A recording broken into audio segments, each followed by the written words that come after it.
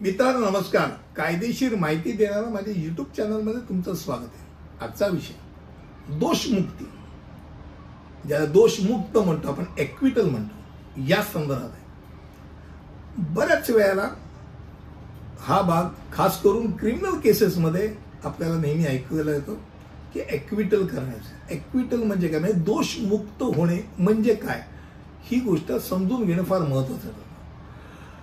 कायद्याच्या न्यायालयामध्ये दोषमुक्त होणं म्हणजे एक औपचारिक घोषणा असते, न्यायालयात घोषणा असते की ज्याच्यावर गुन्ह्याचा आरोप केलेला आहे, जो आरोपी आहे तो निर्दोष आहे. म्हणजे पहिली गोष्ट आपल्याकडे तर कायद्यामध्ये दिलेलंच आहे, जिथपर्यंत आरोपीवरती गुन्हा सिद्ध होत नाही तिथपर्यंत तो गुन्हेगार बनत नाही. त्या आरोपीला निर्दोष जाहीर करणं, नाही तो गुन्हेगार नाही हे जाहीर करणं म्हणजे दोषमुक्त करणे. त्यामुळे कोणत्याही विशिष्ट गुन्ह्यासाठी कोणीतरी दोषी आहे का नाही, कायद्याच्या न्यायालयात त्याची अधिकृत निर्णय जे होते तेव्हा ती दोषमुक्तीची बाब असते.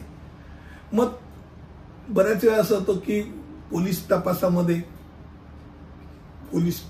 पोलिसांनी कोणाला ताब्यात घेतलं, कोठडीत घेतलं, तपास केला, जामीन घेतला, आरोप आहे, खटला प्रलंबित आहे, पण पोलिसांना पुरावा नाही सापडत असेल किंवा पुरावा हवी, त्याला सुटका करण्याचा अधिकार पोलीस प्रशासनाला असतो. बेलवरती सोडून देऊ शकतात ते, काही त्यात दम वाटला नाही. मात्र दोषमुक्ती हा मात्र वेगळा प्रकार आहे. तो खास करून काटेकोरपणे न्यायालयाचा आदेश आहे, हे लक्षात घ्या. मला वाटलं ना याचा काही हे नाही म्हणून मी तर सोडलं नाही. न्यायालयाने आदेश दिलेला असतो की या फलाना फलाना प्रकरणामध्ये सदर आरोपी हा निर्दोष आहे, सर्टिफिकेट मिळालं, तो त्या आरोपातनं दोषमुक्त झाला, परत त्याला त्याच्याकरता जाऊन छळायला कोणाला परवानगी नाही.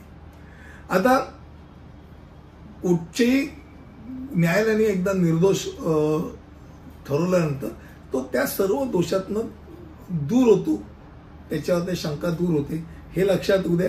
अपील करायचं असेल समजा कोणाला या संदर्भात, म्हणजे दोषमुक्तीचा आदेश पारित झाल्यानंतर पण अपील करायचं असेल तर त्या तक्रारदाराला तसा अर्ज करावा लागतो आणि दोषमुक्तीच्या आदेशापासून अपील करण्यासाठी विशेष जर मंजुरी घेतली तरच तर अपील करण्याला संधी मिळते. अन्यथा साधारणतः एकदा एक्विटल झाल्यानंतर त्याला जास्त कुठल्याही प्रकारचा हात लावला जातो, छळलं जात नाही. आजचा विषय दोषमुक्तीचा होता. दोषमुक्ती म्हणजे एक्विटल.